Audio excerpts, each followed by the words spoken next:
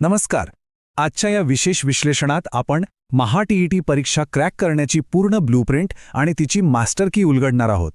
परीक्षा पास होण्यासाठी फक्त रात्रंदिवस अभ्यास करणं पुरेसं नसतं, तर योग्य स्ट्रॅटेजी आणि अचूक माहिती असणं खूप गरजेचं असतं, नाही का? चला तर मग आज अगदी सोप्या भाषेत ही संपूर्ण प्रक्रिया समजून घेऊया. आजच्या या सेशनमध्ये आपण प्रामुख्याने 4 गोष्टींवर फोकस करणार आहोत. सर्वात आधी द महा-टेट ब्लूप्रिंट, त्यानंतर पॉवर ऑफ पास्ट पेपर्स, मग डिकोडिंग चाइल्ड सायकॉलॉजी आणि शेवटी इसेन्शियल टीचिंग थिअरीज. चला सुरुवात करूया आपल्या पहिल्या टप्प्यापासून, द महा-टेट ब्लूप्रिंट. आता कोणत्याही परीक्षेला सामोरे जाण्यापूर्वी तिचं स्ट्रक्चर समजून घेणं हे अर्धी लढाई जिंकण्यासारखंच आहे. या परीक्षेचे साधारणपणे 2 मुख्य टप्पे आहेत. जर प्राथमिक स्तरावर म्हणजेच इयत्ता 1ली ते 5वीला शिकवायचं असेल तर पेपर 1 द्यावा लागतो, आणि जर माध्यमिक स्तरावर म्हणजेच इयत्ता 6वी ते 8वीसाठी जायचं असेल तर पेपर 2. आपल्या शैक्षणिक पात्रतेनुसार अगदी योग्य तो पेपर निवडणं इथं खूप महत्त्वाचं ठरतं. आता इथे खूपच इंटरेस्टिंग आणि महत्त्वाचा आकडा आहे, 150. हा 150चा नियम काय सांगतो? तर परीक्षेत एकूण 150 प्रश्न असतात, 150 गुण असतात आणि ते सोडवण्यासाठी बरोबर 150 मिनिटांचा वेळ मिळतो. म्हणजे एका प्रश्नाला बरोबर 1 मिनिट. आणि सर्वात बेस्ट गोष्ट कोणती असेल तर ती म्हणजे यात कोणतंही निगेटिव्ह मार्किंग नाहीये. होय, 0 निगेटिव्ह मार्किंग. त्यामुळे कोणताही ताण न घेता सगळेच्या सगळे प्रश्न आत्मविश्वासाने सोडवता येतात. आता वळूया आपल्या दुसऱ्या भागाकडे, पॉवर ऑफ पास्ट पेपर्स. हीच ती मास्टर की आहे ज्याबद्दल आपण मगाशी बोलत होतो. 2013 ते 2025 पर्यंतच्या मागील वर्षांच्या प्रश्नपत्रिकांचा अभ्यास करणं हा यशाचा सर्वात सोपा आणि खात्रीशीर मार्ग आहे. हे जुने पेपर्स मिळवणं एकदम सोपं आहे. फक्त 5 क्विक स्टेप्स आहेत. mahatet.in किंवा टेक्स्टबुक सारख्या वेबसाईटवर जा. तिथे प्रिव्हियस पेपर्स सर्च करा, परीक्षेचं वर्ष सिलेक्ट करा, PDF डाउनलोड करा आणि आपला सराव सुरू करा.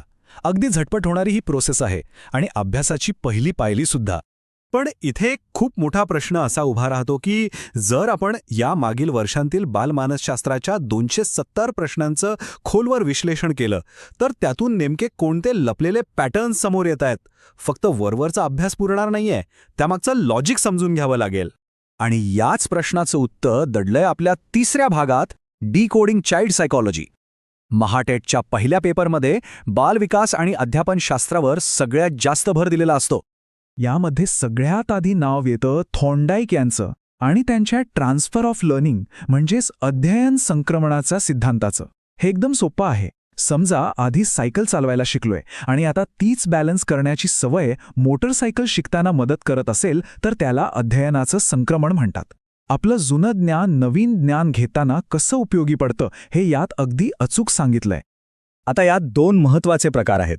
एक म्हणजे पॉझिटिव्ह ट्रान्सफर, जेव्हा आधी शिकलेल्या गोष्टीचा नवीन गोष्टी शिकण्यात खरोखरच फायदा होतो. आणि दुसरं म्हणजे झिरो किंवा नेगेटिव्ह ट्रान्सफर, जिथे जुन्या माहितीचा नवीन शिकण्यावर काहीच परिणाम होत नाही किंवा चक्क अडथळा निर्माण होतो. हा बारीक फरक लक्षात ठेवणं परीक्षेच्या दृष्टीने अत्यंत गरजेचं आहे. यानंतर येतात मानसशास्त्रातल्या काही कॉमन डिफेन्स मेकॅनिझम्स किंवा संरक्षण यंत्रणा, जसं की उदाहरणीकरण, प्रक्षेपण, विस्थापन आणि तादात्म्य. एक मजेची गोष्ट सांगू, जर परीक्षेत मार्क कमी आले आणि असं म्हटलं गेलं की अरे प्रश्नपत्रिकाच खूप अवघड होती, तर हे प्रोजेक्शन म्हणजेच प्रक्षेपण या यंत्रणेचं 1 नंबर उदाहरण आहे. आपण सारेच नकळतपणे स्वतःचा बचाव करण्यासाठी अशा क्लुप्त्या कधी ना कधी वापरत असतो. आता आपण आपल्या शेवटच्या आणि अत्यंत महत्त्वाच्या भागावर आलो आहोत, इसेन्शियल टीचिंग थिअरीज. मागील 10 वर्षांचे पेपर्स बघितले तर काही ठराविक मानसशास्त्रज्ञांची नावे वारंवार डोळ्यांसमोर येतात. त्यांच्या थिअरीज पक्क्या करणं मस्ट आहे. त्यातला एक महत्त्वाचा सिद्धांत म्हणजे BF स्किनर यांचा ऑपरंट कंडिशनिंग किंवा साधक अभिसंधानाचा सिद्धांत. सोप्या भाषेत सांगायचं तर बक्षीस आणि शिक्षेच्या माध्यमातून शिकण्याची प्रक्रिया. वर्गात मुलांचं वर्तन कसं हाताळायचं आणि त्यांना योग्य ती शिस्त कशी लावायची, यासाठी हा सिद्धांत एकदम पायाभूत मानला जातो. त्यानंतर येतात जीन पियाजे. त्यांच्या बोधात्मक विकासाच्या अवस्थांची तुलना केली तर सहज लक्षात येतं की लहान मुलं कॉन्क्रीट स्टेजेसमध्ये म्हणजे प्रत्यक्ष वस्तू हाताळून जास्त चांगलं शिकतात, तर थोडी मोठी मुलं ॲब्स्ट्रॅक्ट स्टेजेसमध्ये तर्काने आणि विचारांच्या माध्यमातून गुंतागुंतीच्या गोष्टी समजून घेतात. वयानुसार मुलांची शिकण्याची पद्धत कशी बदलते हे यात अगदी स्पष्ट होतं. आता हे कार्ल रॉजर्स यांचं अत्यंत सुंदर वाक्य बघा. स्वमूल्यमापन हीच मूल्यमापनाची प्रमुख पद्धती समजली पाहिजे. त्यांचा हा अनुभवजन्य शिक्षणाचा दृष्टिकोन परीक्षेत खूप वेळा विचारला जातो. दुसऱ्यांनी तपासण्यापेक्षा स्वतःच्या प्रगतीचं स्वतःच मूल्यमापन करणं हे नेहमीच जास्त परिणामकारक असतं. मल्टिपल इंटेलिजन्सेस म्हणजेच बहुआयामी बुद्धिमत्तेबद्दल विचारलं की 2 नावं पक्की लक्षात ठेवायची बरं का. पहिलं गिल्फर्ड, ज्यांनी बुद्धिमत्तेचे 120 घटक सांगितले आहेत. आणि दुसरं म्हणजे गार्नर, ज्यांनी 8 वेगळ्या प्रकारच्या बुद्धिमत्ता सांगितल्या आहेत. हे आकडे आणि नावे यांची एकमेकांशी लिंक लावली की लक्षात ठेवायला अजिबात अवघड जात नाही. आणि ही आहे आपली एक क्विक चीट शीट, फक्त एका नजरेत संपूर्ण उजळणी करण्यासाठी. डॅनियल गोलमन म्हणजे भावनिक बुद्धिमत्ता, जीन पियाजे म्हणजे बोधात्मक विकास, अल्बर्ट बांदुरा म्हणजे निरीक्षणात्मक अध्ययन आणि जेरोम ब्रूनर म्हणजे पूर्वज्ञानाची जोडणी. अशी नावं आणि मुख्य संकल्पनांची जोड लावली की परीक्षेच्या वेळेस अचूक उत्तर लगेच डोळ्यासमोर क्लिक होतं. इथे आपलं हे विश्लेषण पूर्ण होते, पण जाता जाता एक नक्कीच विचार करायला लावणारा प्रश्न उरतो. हे सगळे मानसशास्त्री सिद्धांत काही फक्त एक परीक्षा पास होण्यापुरतेच आहेत का? तर अजिबात नाही.